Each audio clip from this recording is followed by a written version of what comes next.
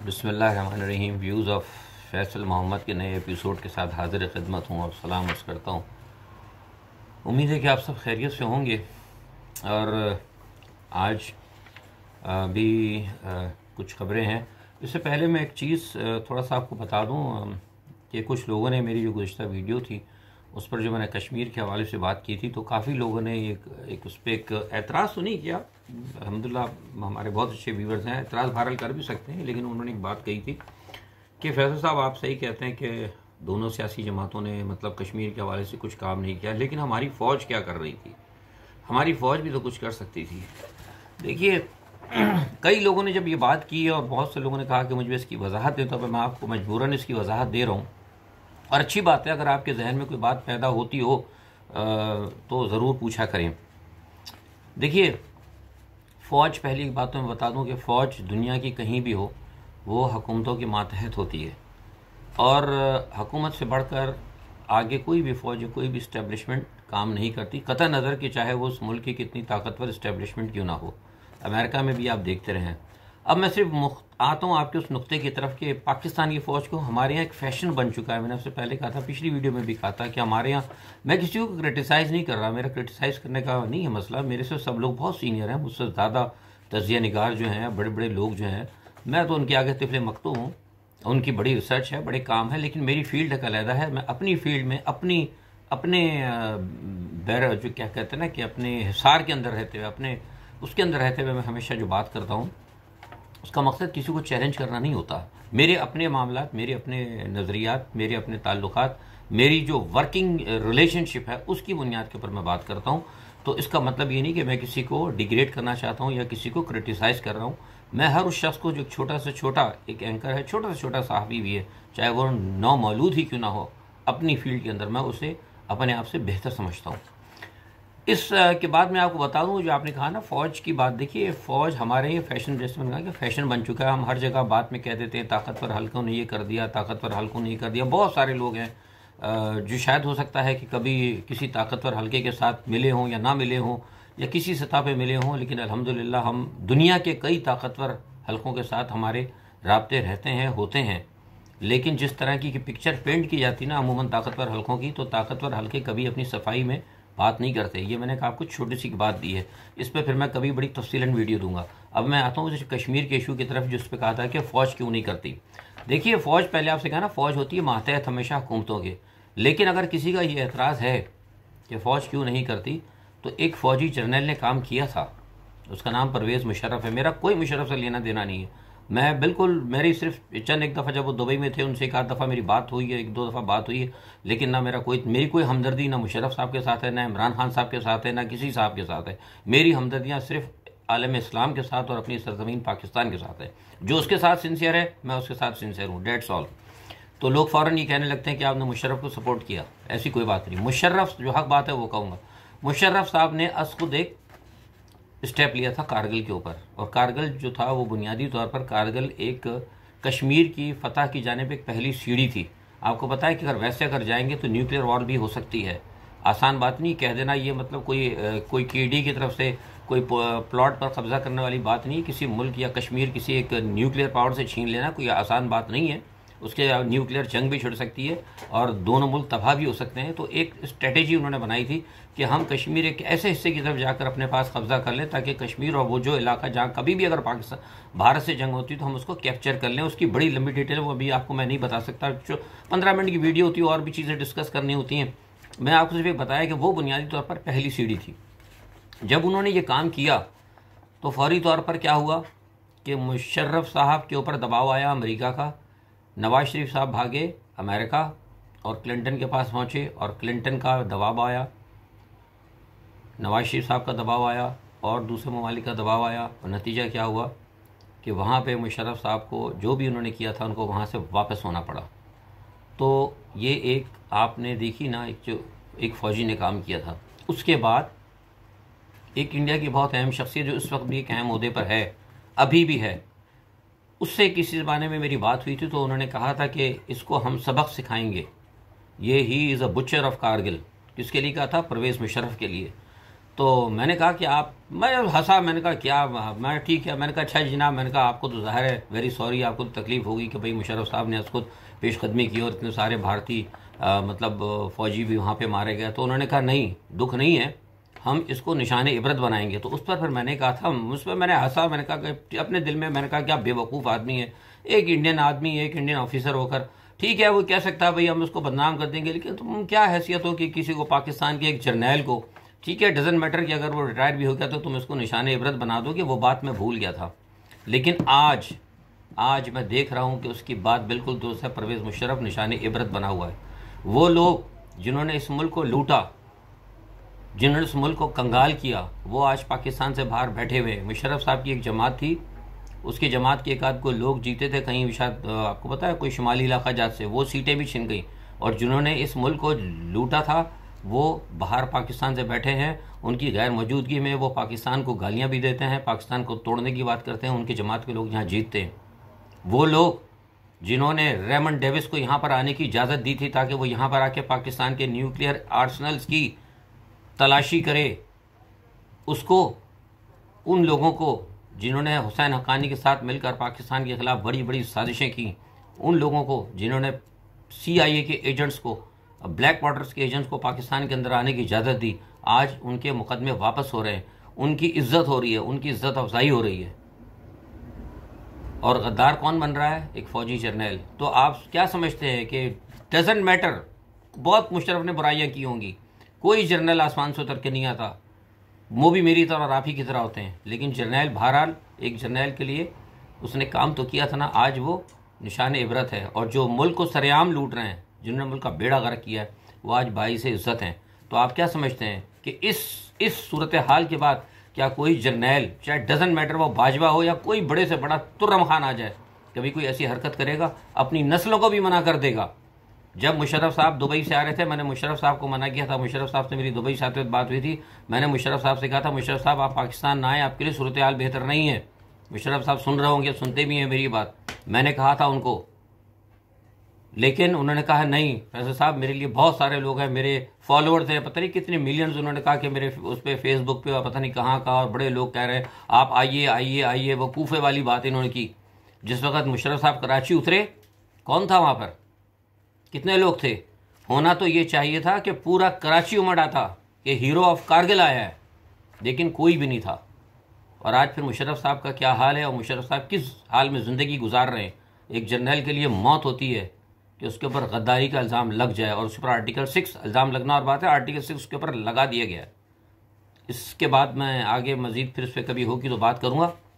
सिर्फ जो लोग ये बार बार कह रहे थे ना कि फ़ौजी जर्नैल, फ़ौज क्या करती है, बाजवा क्या करता है, तो मैंने आपको छोटी सी मिसाल दी है, और ऐसी भी बहुत सारी हिडन और मिसालें हैं जो भी फिर कभी मैं बताऊंगा आपको। ठीक है जी, अब आगे चलते हैं। बहुत सारा मसला था। पहले मैं आ जाता हूँ कि ये जो कल अमेरिकन सेक्रेटरी ऑफ स्टेट की जो बात हुई है, आपने देखा होगा, खबर बड़ी अहम थी। और मेरे पास एक दो तीन लोगों ने, एक इशरत साहब भी हैं, दो तीन, उन्होंने कहा था फैसल साहब इस पर आप बात करें। असल में देखिए वो मसला ये बना कि अमेरिकन सेक्रेटरी ऑफ स्टेट ने जो बात की थी, जो उनकी गड़बड़ हुई है चीन के साथ, उसकी वजह ये बनी है जो मुझे पता लगी। मैंने परसों इसलिए, कल इसलिए नहीं बताई थी, बात की थी इस पर कि मुझे बीजिंग से सही इत्तला नहीं मिल पा रही थी। वो बुनियादी वजह यह हुई कि जो अमेरिकन सेक्रेटरी ऑफ स्टेट है, उन्होंने इनको डिक्टेट करने की कोशिश की थोड़ा सा ताइवान के हवाले से। तो वो भी थोड़ा सा चले कोई बात नहीं, हो जाती है, लेकिन एक लफ्ज़ उन्होंने ये कहा उस पर कि भाई हम वापस आ चुके हैं, जैसे कहा जाए ना कि अमेरिका वापस आ गया है। तो उसके ऊपर फिर वो कुछ बात हुई और फिर मज़ीद उन्होंने उनको डिक्टेट करने की कोशिश की, जिसकी वजह से जो चीनी जो काउंटर पार्ट तो नहीं थे उनके, वो भी सीनियर डिप्लोमेट थे, उस पर वो नाराज़ हुए, क्योंकि उनको पहले पता था कि अभी इन्होंने क्या तरीका रूस के साथ किया है, और रूस में जो ब्लॉगर के साथ इन्होंने जो जिस तरीके से तहमकाना रवैया अमेरिका ने इख्तियार किया है, और बार बार ये कहा जा रहा है कि हम वापस आ गए, हम वापस आ गए हैं। भाई वापस आने से क्या मुराद है? तो यही बात उन्होंने उनको कही। जो वहाँ पे बीजिंग के सफारतकार, जो हमें पता लगा, वो ये कहते हैं कि उन्होंने एक लफ्ज़ कहा था कि हम अब आपको मनमानी नहीं करने देंगे क्योंकि हम आ गए हैं। इस बात के ऊपर वो उसमें तलखी बढ़ी और वो मामला बढ़ा। और उसके बाद फिर उन्होंने, जो अमेरिकन सेक्रेटरी ऑफ स्टेट हैं मिस्टर ब्लिंकन या बैरिंगटन, पता नहीं क्या नाम है उनका, अजीब साहब की, नए नया नाम भी अभी नहीं चढ़ा है ज़बान पे, माफ़ कीजिएगा करो। तो उन्होंने फिर कहा कि ठीक है, मैं just I want to talk where foreign, sorry आपके, मैं उनसे बात करना चाहता हूँ, वजारत जो खारजा के उनके काउंटर पार्ट हैं, तो उन्होंने उनको भी मना कर दिया। उन्होंने कहा कि जी वो बात नहीं कर सकते, जो भाई मैंने आपसे बात कही है यही फ़िलहाल हमारा मौक़िफ़ है। तो इस मसले के ऊपर ये मामला बहुत बड़ा है। अब देखिए मामला कहाँ तक जाता है। ठीक है जनाब। अच्छा, दूसरी एक और बात यह है कि अफ़गानिस्तान के हवाले से एक आपको मैं बात करता चलूँ कि अफ़गानिस्तान के हवाले से भी जो अभी यही अमेरिका से ही बात जुड़ी हुई है कि अमेरिका ने जो मामला चल रहा है अफ़गानिस्तान के अंदर, आपको पता है कि पाकिस्तान का एक मौक़िफ़ है और पाकिस्तान चाहता है कि वहाँ पे अमन और सुकून हो। और जो भी आप समझते हैं कि वो सिर्फ पाकिस्तान अपने लिए नहीं चाहता, वो पाकिस्तान पूरे खत्ते के लिए चाहता है। और ये हम बार बार कहते रहे, तो ये ना समझे कहें कोई मैं अगर सिर्फ पाकिस्तानी हूँ तो पाकिस्तान की हिमायत की बात करता हूँ। पाकिस्तान का जो मौक़िफ़ है ना वो दुनिया में अमन के लिए है और ये हकीकत की बात है। मैं जहाँ बैठा हूँ, जिन इदारों के साथ काम करता हूँ, वो भी तस्लीम करते हैं। और अल्हम्दुलिल्लाह अब ये जो मैं आपसे बात कर रहा हूँ कि पाकिस्तान का मौक़िफ़ अफ़गानिस्तान के अंदर अमन होना, न सिर्फ पाकिस्तान के अंदर अमन होना बल्कि पूरी खत्ते के अंदर अमन होने की ज़मानत है, अब तस्लीम कर लिया है यूनाइटेड नेशन ने। आपको पता लग गया होगा, यूनाइटेड नेशन की एक रिपोर्ट आई है, उसमें कहा गया है कि ये बात पाकिस्तान का मौक़िफ़ बिल्कुल दुरुस्त है कि पाकिस्तान के अंदर दहशतगर्दी के लिए और प्रॉक्सीज़ के लिए अफ़गानिस्तान की सरज़मीन इस्तेमाल होती है। तो ये पाकिस्तान के मौक़िफ़ की कामयाबी है। लेकिन साथ में एक बात और भी आई है रिपोर्ट के अंदर, कांग्रेस की, शायद हो सकता है आपको पता लग जाए कि एक कांग्रेस मैन की रिपोर्ट के अंदर ये भी तस्लीम किया गया है कि पाकिस्तान का किरदार न सिर्फ अफ़गानिस्तान बल्कि पूरे खित्ते के लिए अहम है। उन्होंने ये कहा है बाइडेन इंतज़ामिया को, उसमें 2 या 3 कांग्रेसमैन के दस्तखत हैं। उन्होंने कहा कि पाकिस्तान को सिर्फ आप मतलब उसको मतलब वो क्या कहते हैं कि महदूद ना करें कि यह अफ़गान सफारत खान या अफ़गान के जो सफारती मामला हैं या अफ़गानिस्तान में जो अमन की बात है, पाकिस्तान का इस खित्ते के अंदर पाकिस्तान के साथ अमेरिका का चलना इंतहाई ज़रूरी है। अब उस क्या मज़मुरात हैं उसकी बाकायदा बाद में आपको फिर डिटेल आएगी, लेकिन उन्होंने कहा कि पाकिस्तान के साथ चलना अमेरिका की मजबूरी है। ठीक तो ना, एक होता है कि चलना ज़रूरी है, उनका कि अमेरिका की मजबूरी है, क्योंकि अगर हमें अमेरिका को खित्ते के अंदर ताउन रखना है और अब मामलात के साथ दुरुस्त करके चलना है तो पाकिस्तान की अहमियत को हमें तस्लीम करना होगा और ये हमारी मजबूरी है। तो अल्हम्दुलिल्लाह मैं समझता हूँ कि पाकिस्तान के मौक़िफ़ की तायीद है। तो अब ये भी देखें ना, फिर बात कहते हैं, अगर हम कह देते हैं तो लोग कहते हैं कि जनाब इमरान खान साहब की तारीफ़ कर दी। अभी किसके दौर में बात की जा रही है? बेनज़ीर के दौर के अंदर, क्या कि अपना अल्लाह भला करे आपका, नवाज शरीफ के दौर के अंदर या जरदारी के दौर के अंदर मुझे एक भी रिपोर्ट, मेरा तो काम ही इंटरनेशनल से रहा है, मुझे कोई एक ऐसी रिपोर्ट ला के बता दे जिसके अंदर ये कहा गया है कि हम पाकिस्तान के किरदार को या पाकिस्तान ने जो स्टैंड किया है उस स्टैंड को जिस मसले के ऊपर किसी दूसरे मुल्क के हवाले से हमने तस्लीम किया। ये बहुत बड़ी बात होती है कि अफ़गानिस्तान के हवाले से और अफ़गानिस्तान जो दहशतगर्दी भारत करा रहा है उसके मौक़िफ़, यानी दो ममालिक के हवाले से पाकिस्तान के मौक़िफ़ को तस्लीम किया गया हो, मुझे एक बता दें। तो ये बुनियादी तौर पर काम होता है सिफारती तौर पर। तो इमरान खान ठीक है, काम कर रहे हैं, मजबूरी है, लेकिन अब दूसरे मामलात भी हैं, उसमें हम अभी नीचे बात करते हैं कि उनके लिए भी क्या प्रॉब्लम्स आ रही हैं, क्योंकि मुल्क दुश्मन तो एक्टिव है ना, एक्टिव, उनको तो ये सब चीज़ें पसंद नहीं आएंगी जो मैं बातें आपसे कर रहा हूँ। ये तो उनके सीने पे मूंग डला जा रहा है ना, सिर्फ इससे लोग खुश हो रहे होंगे, कुछ PTI वाले खुश भी हो जाते हैं। और हमारे यहाँ ये भी सबसे बड़ी प्रॉब्लम है कि अगर इमरान खान साहब की तारीफ़ कर दो तो PTI वाले खुश, उनकी कोई गलती बता दो तो वो नाराज़, और मुस्लिम लीग वालों की क्या तारीफ, उनका कोई काम ही नहीं है। सॉरी टू से, मैं तो खुद पुराना मुस्लिम लीगी हूँ, तो मैं क्या करूँ, मेरी बदकिस्मती कि मेरी जमात ने आज तक कोई अच्छा काम ही नहीं किया। पीपल्स पार्टी से तो खैर मेरा कभी ताल्लुक ही नहीं रहा। तो बुनियादी तौर पर यह कि हमें मिनहसुल कौम थोड़ा हकीकतों को हमें तस्लीम करना चाहिए। तो इसी तरह तालिबान का मसला है, तालिबान ने भी खुलकर कह दिया है अमेरिका को। आज जो सुबह, कल भी कहा था, लेकिन आज अभी मेरे सुबह जो मेरे ईमेल्स के ऊपर जो मेरे कुछ राब्ते हुए लोगों से, तो उन्होंने मुझे बताया कि वहाँ पे तालिबान ने बिल्कुल फुल एंड फाइनल कह दिया है अमेरिका को कि भाई जो बाइडेन के साथ अगर आपने चलना है हमारे साथ तो आपने वही बातें करनी है जो कि जिसके मैं पहले बता चुका हूँ कि जो ट्रंप ने किया था, आप फौरी तौर पर गैर मशरूत तौर पर जो है माहिदा उसी पे चलेंगे, और उससे आप नहीं चलते तो हम आपके साथ एक लंबी और ना ख़त्म होने वाली जंग के लिए तैयार हैं। ये बहुत बड़ी बात होती है, छोटी बात ना समझे इसको। एक लंबी और ना ख़त्म होने वाली जंग, यानी उस वक्त तक जब तक कि हम अपने अहदाफ हासिल नहीं कर लेंगे उस वक्त तक जंग ख़त्म नहीं होगी। ये बहुत बड़ी धमकी है तालिबान की तरफ से, तो ये भी मैं समझता हूँ उसको देखना होगा। अच्छा, अब एक आ जाएं थोड़े से पाकिस्तान के इशू पे बात कर लेते हैं जल्दी से। अब आपको पता होगा इस वक्त जो सबसे ज़्यादा मौत और ज़िंदगी का मसला बना है वो सेनेट के इंतखाबात। देखिए सेनेट के इंतखाबात में मैंने आपको पिछली मरतबा बड़ी एक बात बताई थी कि बुनियादी तौर पर मसला ये है कि इमरान खान साहब को ये पता चल गया है, मैं भी कहता रहा हूँ और आप मेरे ब्लॉग्स में भी देखते रहे हैं और लोग भी कहते रहे हैं कि इमरान खान के साथ कुछ जो है पैराशूटर्स मौजूद हैं। अच्छा, वो पैराशूटर्स जो हैं वो जो भेजे गए हुए एजेंट हैं वो इमरान को उन्होंने नाकाम किया है, वो आप देख रहे हैं आपके सामने मौजूद है। अच्छा, अब मसला ये है कि सेनेट के इलेक्शन के अंदर जिन पार्टियों के लिए वो काम करते रहे हैं उन्होंने कहा है कि अब मौका आ गया है कि आप अपना किरदार अदा करें। अच्छा, अब ये बात इमरान को पता लग गई है, तो इसीलिए इमरान उन मुनाफिक अरकान को या जो दोहरा मेयार कर रहे रखे हुए हैं, जो विकेट की दोनों जानिब खेल रहे हैं, उनको पाबंद करने के लिए कि वो अपना खेल ना खेल सकें, खुफिया खेल ना खेल सकें, उन्होंने शो हैंड वाली बात की है कि शो ऑफ हैंड के ज़रिए की जाए। अब लेकिन चूंकि वो अपोजिशन ये समझती है कि उनके पास तो ये अपने लोग हैं, उन्होंने उनको पाला है, उनको इतना पैसा दिया है, 2-2.5 साल तक इमरान की हुकूमत को नाकाम करने की पूरी कोशिशें की हैं और बहुत कुछ उनको दिया है, तो अब तो मौका आया है उनसे काम लेने का। अगर ये क्या कहते हैं शो ऑफ हैंड वाली बात होगी तो ये तो अपने डर जाएंगे, ये तो कभी हमारी नहीं करेंगे, तो लिहाजा वो इसको इसलिए कोशिश कर रहे हैं। उनकी पूरी कोशिश है कि खुफिया बैलेटिंग हो, क्योंकि अगर खुफिया बैलेटिंग होगी तो पता ही नहीं लगेगा। तो अब जो अपोजिशन के जो पीपल्स पार्टी के एजेंट हैं, जो मुस्लिम लीग नून के एजेंट हैं या दूसरे जो पार्टियों के एजेंट हैं जिन्होंने इमरान खान साहब की हुकूमत को नाकाम करना चाहे, जो पाकिस्तान के अंदर एक वो चाहते हैं अपना एक स्टेटस को, तो वो तो फिर नाकाम हो जाएंगे, तो इसलिए उनकी पूरी कोशिश है। अच्छा, इमरान खान साहब ने किया ये कि इन्होंने एक नोटिफिकेशन भी निकाल दिया, मतलब ऑर्डिनेंस भी जारी करा दिया, वो क्या कहते हैं कोई सदर के जरिए शायद उन्होंने जारी किया। लेकिन उस आर्डिनेंस में उन्होंने एक अक्लमंदी ये कर दी कि उन्होंने उसमें ये लिख दिया कि ये आर्डिनेंस जो है सुप्रीम कोर्ट के साथ होगा, ताकि अब सुप्रीम कोर्ट अगर कहती है तो ठीक है वैलिड होगा, और नहीं होता फिर अनवैलिड। लेकिन ये मैं बता दूं आपको कि ये बहुत बड़ा मसला है इमरान खान के लिए, ये मसला इमरान खान के लिए प्रॉब्लम बन सकती है। और जो मेरे पास इत्तलात हैं, मैंने खुद बात की, मैं तवज्जो नहीं दे रहा, बे इंतहा लोग जो हैं इस वक्त इमरान खान के साथ जो पैराशूटर थे जो दोनों तरफ खेले थे वो इमरान के खिलाफ वोट देने के लिए तैयार हैं। तो अगर खुफिया बैलेटिंग होती है तो इमरान खान का सेनेट में हारने के बड़े चांसेस हैं। एक बात तो ये इमरान खान की हुकूमत के लिए। दूसरा एक सबसे बड़ा मैं बता दूं आपको कि जो सबसे बड़ी प्रॉब्लम है काजी ईसा साहब ने किया। आपको याद है कि काजी ईसा के हवाले से पीटीआई की हुकूमत ने एक रेफरेंस भेज दिया था।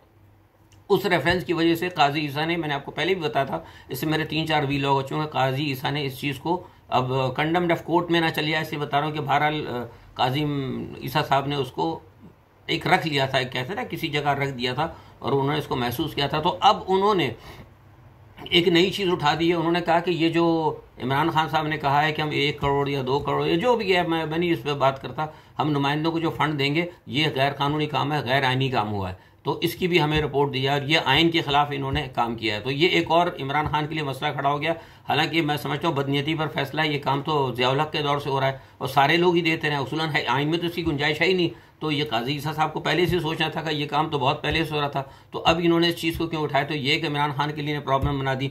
दूसरी एक और सबसे बड़ी प्रॉब्लम ये बता दूं आपको जो इमरान खान के लिए आने जा रही है वो ये है कि अपोजिशन ने ये जो आपको पता है कि ये पेंशनर्स का और सरकारी अफसरान का जो हो रहा है, इनके तमाम लीडरों से उन्होंने गुज़िश्ता 3 दिन पहले मुलाकात की और उनके लीडरान को भी बड़े पैमाने पर उन्होंने पैसे दिए हैं। किसने?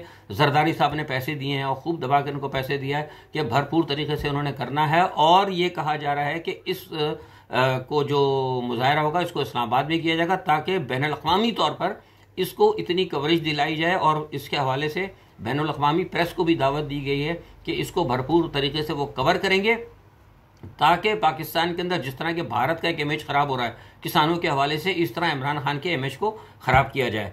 तो ये सारी चीज़ें जो हैं इमरान खान के लिए आने वाले दिनों में जो है बहुत ज़्यादा प्रॉब्लम्स क्रिएट कर सकती हैं। और इसीलिए आपको याद होगा मैं बार बार कहता रहा हूँ कि इमरान खान के जो दोस्त हैं जो सारा दिन बैठ के टेलीविज़न पे, इनको टेलीविज़न पे काम करने की ज़रूरत नहीं है। मैं कई बार कह चुका हूँ, मैंने इमरान खान को भी कहा है कि सिर्फ आपा फिरदौस काफ़ी हैं, इसीलिए इनको छोड़ दें, फिरदौस आशिक अवान, बाकी ये लोग जाके काम करें, खुदा के वास्ते जाके काम करें। वो तहरीक लब्बैक वाले हैं, उनके साथ बात करें। मेरी भी उन अहम लोगों से बात हुई है, वो कहते हैं कि कोई हमारे पास नहीं आया। तो खुदा के वास्ते आप जाएँ, जाके लोगों को इंगेज करें ताकि इस मसले को हल किया जा सके। इमरान के साथ भी कुछ लोग ऐसे हैं जो कि या तो पता नहीं, अब देखें ना, फिर वो वीडियो थोड़ी सी लंबी आती है कि अहम बात बता दूं, आपने भी देखा कल वो शोर हुआ वहाँ पर, क्या कहते हैं, नाजायज़ तजावुज़ात गिराने का। तो आपने देखा कि इमरान खान साहब के वो 2 जो हैं पार्टी के वहाँ पे वो निकल कर आ गए, ठीक है, और उनके लीडर, अभी नाम नहीं लूँगा, आपको पता है कि मसले ख़राब होते हैं, अभी वो निकल के आ गए और उन्होंने जनाब वो हाईवे पूरा पीटीआई के लोगों ने जाम कर दी। अच्छा, जाम कर दी आपने, क्यों की जाम? इसलिए कि उनके ऊपर जो है उनकी अपनी तजावज़ात गिरी। लेकिन जिस वक्त फ़ौज ने एक छोटा सा काम किया था, एजेंसी ने काम किया था छोटा सा, जब कायद-ए-आज़म के मज़ार के पे जो मसला हुआ था सफदर ऐवान का, और फ़ौज के हवाले से इतना तूफ़ान शोर होगा हुआ, फ़ौज हड़ताल पे चली गई, उस वक्त तो एक आदमी भी निकला। उस वक्त तो हुकूमत के लिए भी कोई नहीं निकला, ना इमरान खान साहब की सपोर्ट के लिए कोई निकला, ना फ़ौज के लिए कोई निकला, एक हंगामा बन गया। लेकिन जब अपनी प्रॉपर्टी गई तो उसके बाद फौरी तौर पर वो इमरान खान के लोगों को लेकर पीटीआई वाले चले आ गए, सिंध हुकूमत के लीडरान। तो ये ज़रा हमें सोचना पड़ेगा कि क्या हम वाकई इमरान खान साहब के साथ खड़े हैं, इमरान खान साहब के साथ खड़े हैं, या अपने मफादात के साथ खड़े हैं। ये लोगों को सोचना होगा। इन्हीं अल्फाज के साथ मैं आप सबसे इजाज़त चाहता हूँ। अपना बहुत ख्याल रखिएगा। अल्लाह हाफिज़।